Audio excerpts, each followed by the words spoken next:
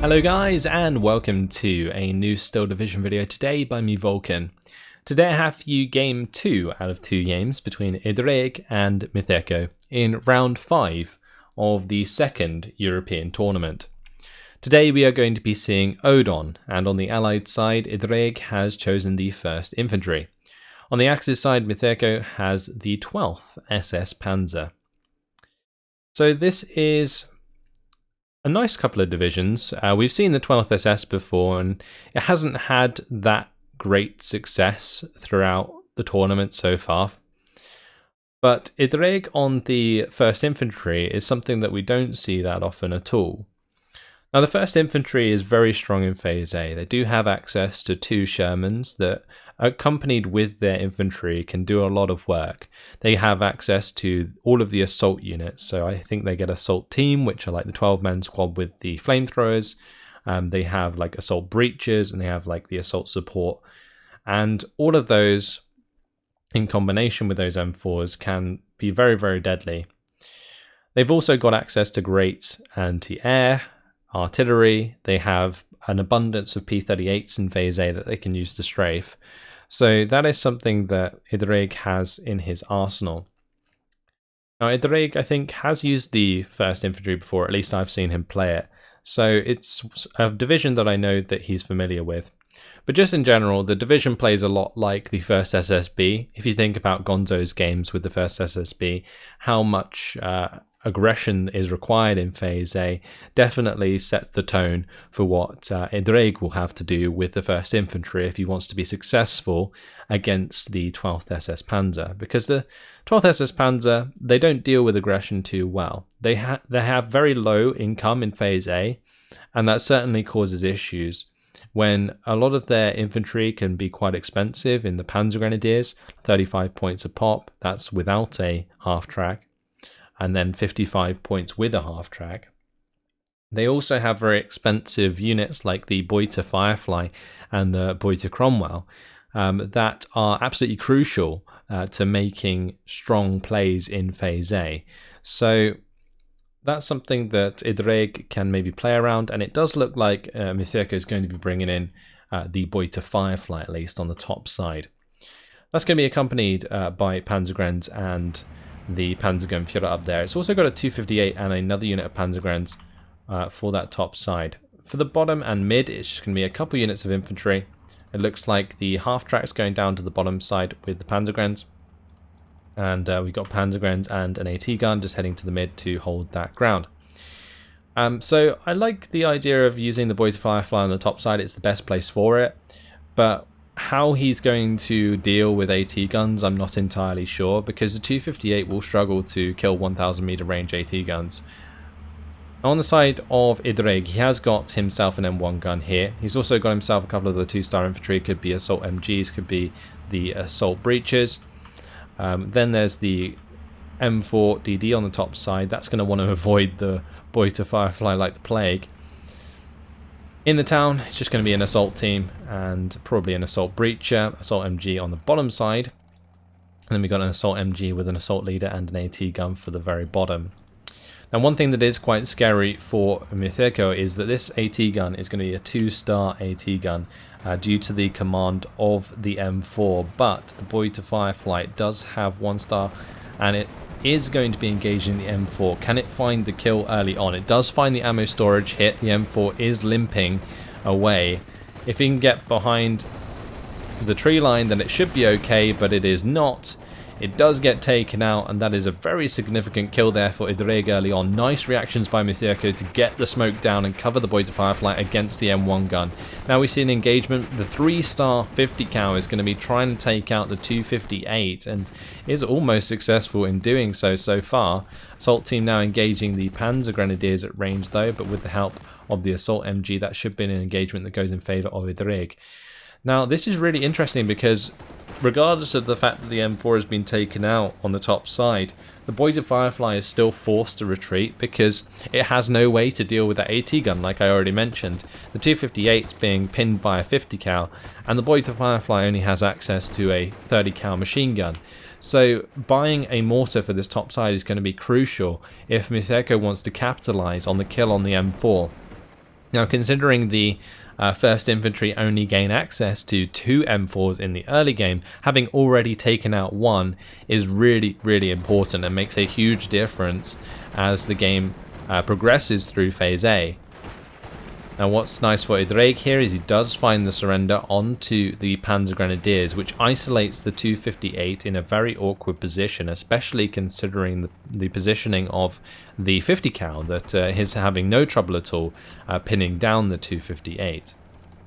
And the assault MG here has been forced into return fire due to the Panzer Grenadiers getting the upper hand.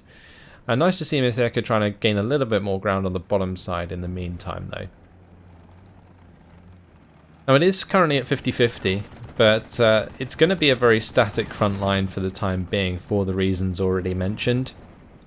I'm surprised that Mjtheko is not saving for a mortar. That is going to be the more crucial decision here. And I feel like Mjtheko may fall into the same trap that he did in the last game, where he has fantastic micro. You saw the reaction with the Panzergrenadier and the Firefly, but choosing the right units for the right reasons is something that does seem to be eluding him in this situation. The 222, really nice actually for taking out the assault MG and killing off a lot of the infantry that Ddraig has to offer, because a lot of the mainline infantry like the assault MGs, assault breaches, assault team don't actually have AT, so the 20mm autocannon units can do a lot of damage, and that is something that the 12th SS-Panzer has in abundance in Phase A. However, this 50 cal is causing problems, and now it's in the church can definitely make a big difference against the 222. Now, you can see that this 258 ended up falling back into the assault MG and got surrendered, so smart move there by Ddraig to make that happen, especially when the 50 cal wasn't finding the kill. Now, this assault MG is going to have to be careful though. Just falling back behind that tree line will get it into safety for the time being. Assault MGs on the top side still managing to stand out in the open and engage the Panzergrenadier and the spear through for the time being. Another M4 is on its way for Ddraig, but still no mortar in sight, and that certainly makes things difficult for Mjtheko. Now, the M5A1 in response to the 222 is really nice for Ddraig, and now he can use that in support of the assault MG to try and take on the Panzer Grenadiers. Since the Panzer Grenadiers are not in hard cover, and the assault MG is, this may be an engagement that falls in favour of the assault MGs here. If it doesn't though, it doesn't really matter, since the M5A1 is just around the corner, and when that opens with 330 cals, that certainly will pin down a Panzer Grenadier squad very quickly indeed. Now, for this top side, an M7DD is going to be joining the M4DD, and that should be able to start punishing this infantry play quite a bit. Now, I certainly gave a lot of props to Kerbs for his infantry play and how he survived with those for a long amount of time. I think Mjtheko could certainly take some notes in this game, because it feels like he's starting to throw a lot of infantry into the grinder, which is not really something you can do against the 1st Infantry. I think that they, like the assault units from the 1st Infantry, can really just bounce back very hard and can get a lot of value for money, and that's why the Panzergrens will suffer so much in this matchup.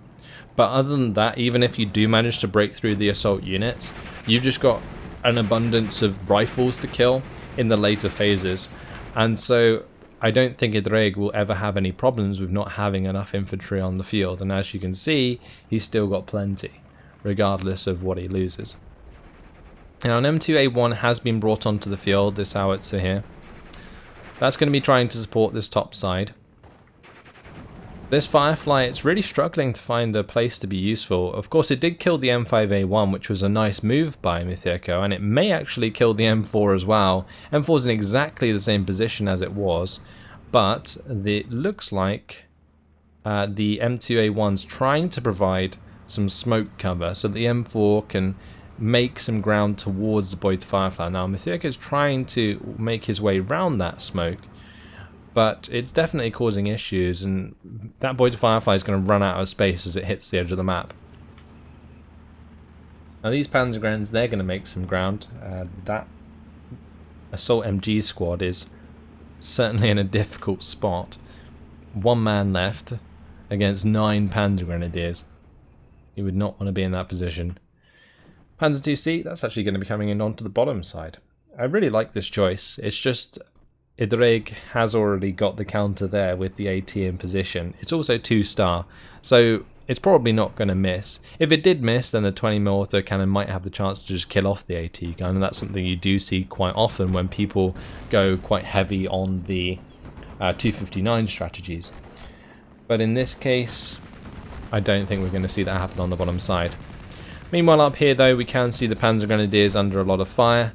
The 50 cal from the church getting involved has forced the Panzer Grenadiers out of that building for the time being. Artillery is now pushing back Panzer Grenadiers on the top side. Finally, a half-track mortar is on its way, accompanied by the Befehl Panzer 2C. So yeah, this Panzer 2, you can see it doing damage to this assault MG, and that's exactly what you want to be using these 20mm autocannon units for. So props to Mjtheko for that choice, but the spear through here, they are not lasting very long in the face of that MG fire from the M4. So now it's really up to Mjtheko to find the M1 gun and kill it off, but unfortunately with his recon dying there, that may be a more difficult job than he otherwise anticipated. He's also bringing up a Boy to Cromwell now though, and this could certainly turn into a very scary concentrated push on the top side that Ddraig's going to have to find a way to deal with. Also, if Mjtheko is careful here, he might be able to get his Panzer Grenadiers into range of the M4. Again, with some smoke from the 257, that might make that possible. But they've ended up opening up with the Kar 98, and that is absolutely devastating. This is why, ladies and gentlemen, you use return fire, because that was a very deadly decision right there. One man fired his Kar 98, and yeah, they got demolished. That's why rules of engagement were created, everyone. Anyway, Panzer Grenadiers gonna being helped out by the Panzer 2. Panzer 2 has not seen the M1 gun though, and the M1 gun at that range is gonna do a lot of damage to a Panzer 2C. Track wheel damage, followed up by the kill. Best bet there for the Befehl Panzer 2C is just to continue engaging the M1 gun instead of trying to move, especially after the track wheel damage critical. On the top side, another Panzer 2C falling prey to the M1 gun. And the P-38 Lightning comes in and successfully pins down the Boy to Firefly for the time being, so that's certainly slowing things down. Boy to Cromwell does find a shot onto the M1 gun at max range, which was really, really nice. Mjtheko is going to want to continue that whilst pushing his Firefly towards an engagement with the M4DD. However, Ddraig has found himself a +1, and that is going to start putting points on the board after we've been on this game for, well, the game's been running for 10 minutes. So finally, one person getting the upper hand, just due to that small infantry engagement on the bottom side and the AT gun taking out the Befehl Panzer 2. So a very close matchup so far, and I really like that the Boy to Firefly did find the kill onto the M4DD early on.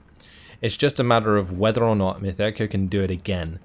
If he can, then he's going to be in a very good position. But as we can see, an M5 gun is now on the field. That has range onto the Boy to Cromwell. And if the Boy to Cromwell does not pin down this M5 gun in time, it could be under a lot of threat. Can the Boy to Cromwell get the job done? It's pinned it down. Can it now find the kill? That is very important. Now, all the while this M5 gun is pinned, the M1 gun is sneaking forwards. And this is very dangerous.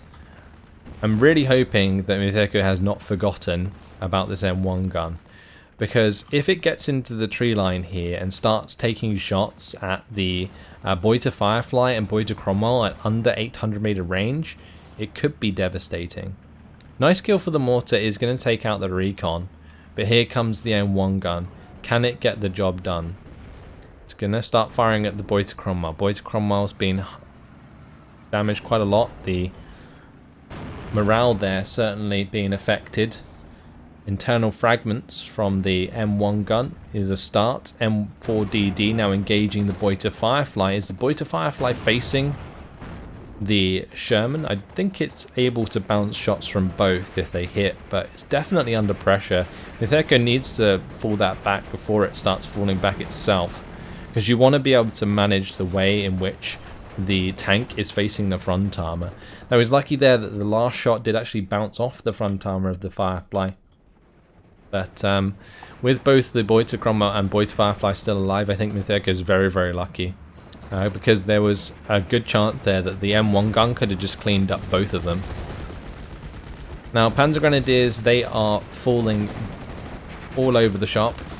But Mjtheko has now brought in some Pioneers to engage the Assault MGs. And the Panzer Grenadiers, having pinned down the Assault team, is just going to cause a nice surrender there for Mjtheko to take advantage of.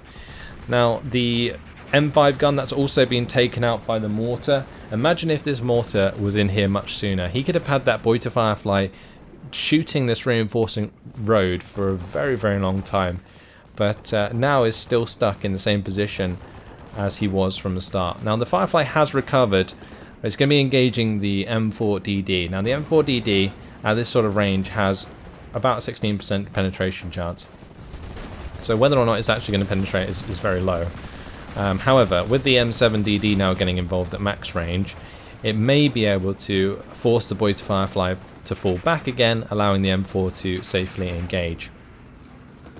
Now, this M4DD's got a track wheel damage. That's going to be very annoying for Ddraig to deal with, especially with the Panzer IV-H on the way from Mjtheko. It should be able to gain the initiative with that tank.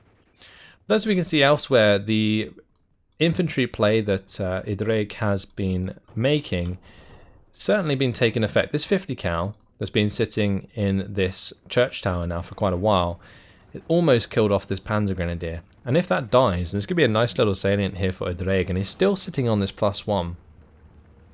The trouble is, Ddraig is going to need to resupply this soon. It's almost out of ammunition, which just shows you how much it has been involved in this game so far. Now, another AT gun is on its way to the top side. When you get past phase A, you are very dependent on M5 guns. They cost 100 points apiece. They don't have any veterancy. So that is something that you can see Ddraig now relying upon. And we can see some bazooka squads coming in here. These are going to be the assault bazookas. They have, I believe, 2 bazookas in each squad, which is quite something. Pack 38 though, that's going to kill a unit of infantry before it unloads, which is a big mistake. But either way, Ddraig has a second unit to take its place. P38 Lightning going to come in and hit the Boiter Firefly. Now the M5 gun's got it shot. Can it find the kill? It's going to be targeting the Panzer IV. Panzer IV currently aligning with its HE. Shoot a wound though. Is going to put that Panzer IV in a very tough spot. Can smoke save the day? No, it cannot. Smoke was coming down. And since the 257 is out of ammunition, that is something that Mjtheko had to rely on. Nice kill there though. P38 comes in, takes out the ME109. Yeah, the Panzer IV died. As soon as it was brought in, cleaned up by the M5 gun. Constant threat from these M5 guns has just not been dealt with properly throughout this game, and it's really cost Mjtheko so far. He hasn't been able to hold recon in a very decent position either, and so whenever an AT gun comes into that tree line, he does get punished for it. Now 232 is on the field, but again, the 50 cal with the 3-star veteran at sea doing a ton of work. Assault bazooka trying to creep into range, but probably unlikely to make it. Assault bazooka is also trying to creep to the top side. But there goes another Panzer Grenadier in the face of the M7DD. And yeah, I feel like Mjtheko's management of his Panzer Grenadiers has been a big problem throughout this game. Like just his infantry management in general. And having to like wait so long for this half track to come in with like the mortar half track certainly Took away a lot of opportunity he otherwise would have had in this game. But here comes the M5A1. That's going to be engaging the boy to Firefly at close range. Can it find the kill? No, it cannot. Took a shot. Could not find the kill. But again, ignoring the risk of an AT gun in this tree line. Like, yes, there's a boy to Cromwell, potentially backing up your boy to Firefly. But that's just been pinned. And now this M5 gun is very, very close. 500 meters. That is a solid 19 AP versus 11 armor. And that's showing side armor at the moment. It's completely ignoring the fact there's an M5 gun there. That's a kill. Smoke was way too slow. And punished for really, really poor positioning with that tank. There's no reason why it should be there. And wow. Pack 40 goes down as well. That was very unfortunate for Mjtheko there, the second kill. But just definitely punished for not having recon here, replacing the recon that he lost previously, and also just not dealing with the M5 gun well, or any AT in this tree line for that matter. Like, personally, I would just bring in something like a Panzerwerfer. I believe the 12th SS can get Panzerwerfers, and just hit that tree line with a Panzerwerfer strike, and then go aggressive with like the Cromwell 6 and the Firefly, because you know that your opponent is relying quite heavily on M4s and the M5A1s, and your Firefly should be able to beat those. But yeah, in this case, well, Mjtheko's just been punished quite badly, and his 232 is going to go down as the M4 comes towards the mid and deals with that. So, we're left in a position where it's still a +1 for Ddraig. He can't really make too much more ground because he is using M4s into Panzer IVs. So it's very dependent on whether or not he brings an M5 gun to the mid and he manages to kill the Panzer IV here. He is not going to be able to, since the Befehl Panzer IV does kill off the M4 with its 2-star veterancy. On the top side, Rifle's going to be cleaning out those on that command unit though. And you can see the infantry that Mjtheko has access to is definitely limited now in this game. He's going to have to bring in a bunch of reinforcements just to replenish that infantry that he's lost on the top side, and that is not something you really want to have to do throughout the game. And now the M5A1 is going to come around the corner and kill off the boy to Cromwell. Since the Firefly is now dead, and obviously without the boy to Firefly there's not really too much to threaten the M5A1. Ddraig knew that he'd killed an AT gun previously, probably didn't expect the second one, so reasonable to go around the corner there and attempt that engagement. But here comes the P-38, that's going to be bombing out the Aufklärer and the Panzer IV. I believe the Panzer IV was a target, but unwittingly killed the recon as well. So that's quite nice. Surprised those P-38s did not strafe the Panzer Grenadier that's been setting out in the open, but probably relying very much on the M1917. So artillery on the side of Ddraig now, trying to get rid of this Pack 40 on the top side. Assault bazooka, might be able to jump forwards here and get a shot onto the Opel Blitz munition. That would be really nice actually. Is going to find the hit, does end up pinning down the Pack 40, takes the Pack 40 down to one man. And across the board it just looks like Mjtheko cannot afford to really bring in anything else. He's being punished very much on this top side. Just like having lost control of this forest area is something that Ddraig has taken full advantage of now with this bazooka in this position, and all his units are being sort of tied up in a very close together position, and he's got pioneers in really odd positions, and I don't know, to me I think Mjtheko has definitely got a lot of potential, like an absolute ton of potential. His micro is very strong, but he needs to get a lot better with his decision making, especially when it comes to the units that he chooses and the positions in which he places them, because it's something that's caught him out in both games. So this Panzer IV, for example, I don't believe it really should be in this position in the town. Like it could be in the open, it could be anywhere, but not really there. Having that Firefly just drive very close to that tree line when he knew that the AT guns were there is just very sloppy and careless, and like, yeah, the smoke was coming down, but even if the smoke was there and you moved your Boited Firefly into that position, what is the purpose of it being there? Is it to take out the tank, like the Stuart, so that you can push forward more infantry?